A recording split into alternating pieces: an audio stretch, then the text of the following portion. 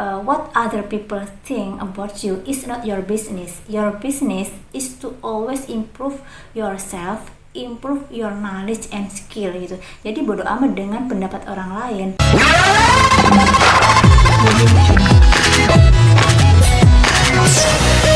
Halo, assalamualaikum warahmatullahi wabarakatuh. Apa kabar semuanya? Teman-teman, biasanya dalam suatu diskusi, dalam suatu presentasi di kelas, itu kan kalau misalnya kita mau bertanya, itu masih mikir dulu apakah pertanyaan saya ini berbobot atau tidak. Apakah nanti ketika saya bertanya tidak dikira cari muka oleh teman-teman, atau nanti kalau banyak bertanya itu dikira nanti sok pintar gitu. Jadi kalau mau bertanya itu seperti seolah-olah banyak hal yang harus dipikirkan dari pandangan orang lain itu. Mungkin tidak semua mahasiswa yang seperti ini, mungkin sebagian, dan sebagian itu mungkin termasuk saya. Waktu itu kalau mau bertanya itu masih mikir dulu, dan karena mikir-mikirnya itu mau bertanya atau enggak, mau bertanya atau enggak, itu pada akhirnya ya tidak bertanya. Sering juga seperti itu, walaupun kadang-kadang juga akhirnya bertanya juga sih, tapi kadang-kadang lebih sering-sering juga akhirnya tidak bertanya. Tadi kan sayang gitu kan. Bahkan dalam suatu kelas itu karena memang jarang anak yang bertanya, jadi pada akhirnya setelah dipresentasikan ya udah pasif gitu aja dan selesai gitu kan. Walaupun ada 1-2, tapi kan tidak hidup itu suatu diskusi itu gitu kan.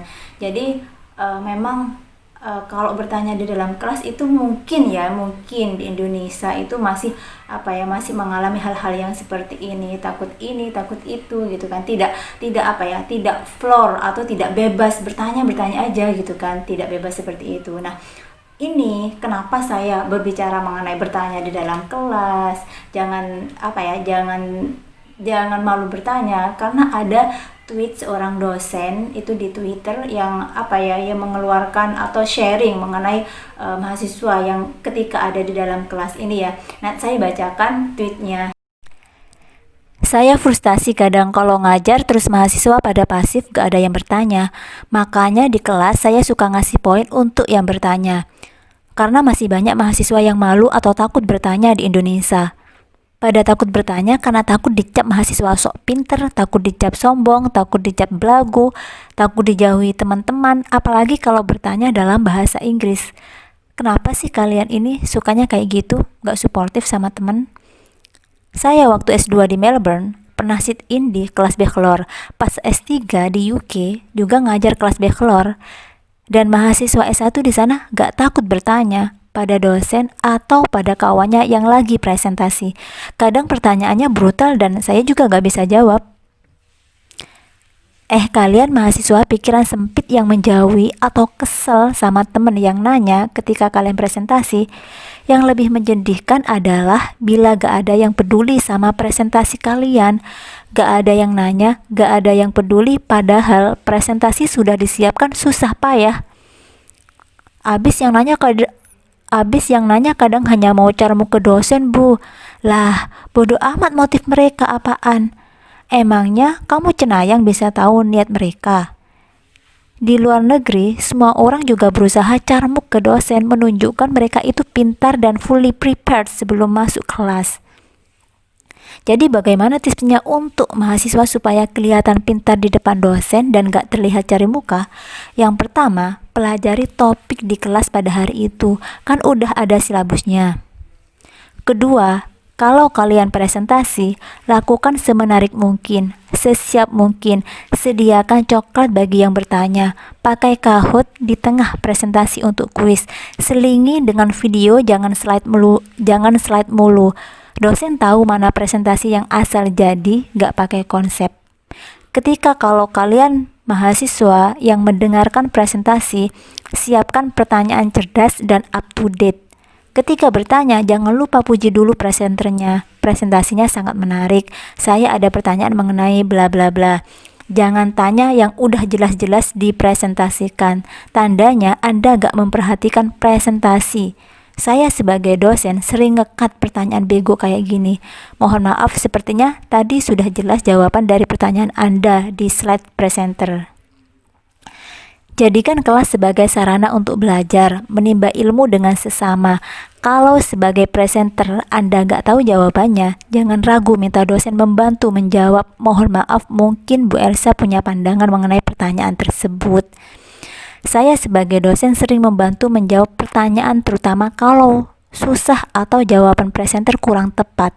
Saya juga memberikan evaluasi atas presentasi dan memuji mereka yang bertanya dan berkontribusi di kelas. Sebagai presenter jangan takut kalau ada pertanyaan yang nggak bisa dijawab. Jawab sebisanya lalu tawarkan ke mahasiswa lain. Mungkin ada teman lain yang punya pandangan berbeda atau membantu melengkapi jawaban kami. Kagak usah jadi kesel, santai aja. Selalu persiapkan presentasi dengan matang, tidak harus dengan membuat slide. Di luar negeri, banyak mahasiswa presentasi dengan metode role play. Misalnya dibuat seperti ILC. Satu jadi Karni Ilyas, yang lain jadi para ahli. Jadi seperti talk show. Saya beberapa kali melakukan ini pas S2. Ketika kamu melakukan presentasi, the stage is yours. It's a privilege. Give your audience a great show. The show they will remember forever. You should be the center of attention, not your slide. Takut disaltiin temen bu, takut dicap carmuk bu kalau banyak nanya. Screw them. You are here to learn, and learning you shall. Heran deh, penting amat sih pendapat teman kamu yang gak suportif. Bodoh amat malih, tanya. Nah, itu tadi tweet atau sharing dari seorang dosen Unpad ya. Dari sharingnya ini dapat saya petik pelajaran bahwasanya kalau memang mau ada presentasi atau diskusi di kelas, yang pertama menurut saya itu harus prepare dulu, baik itu presenternya atau audiensnya. Paling tidak kita baca apa sih yang mau dipresentasikan, topik apa yang mau dipresentasikan gitu. Karena sebab kita itu malu bertanya atau takut bertanya atau takut salah, itu kan karena memang biasanya tidak baca materi yang akan dipresentasikan. Jadi jadi kurang paham betul gitu. Itu salah satu menjadi kita takut bertanya gitu. Yang pertama itu. Yang kedua yaitu jangan memikirkan apa pendapat orang lain terhadap kita. Yang penting yang kita lakukan itu adalah positif dan on the track gitu. Jadi what other people think about you is not your business. Your business is to always improve yourself, improve your knowledge and skill gitu. Jadi bodo amat dengan pendapat orang lain, karena juga apa yang kita pikirkan terhadap pikiran orang lain itu juga belum tentu benar. Bisa jadi apa yang mungkin menurut kita berpikir bahwa orang lain berpandangan terhadap kita itu adalah kita carmuk, bisa saja mereka tidak berpikir seperti itu kan. Jadi bebaskan pikiran kita dari pandangan orang lain. Yang penting apa yang kita lakukan itu adalah positif dan sesuai jalur yang benar gitu.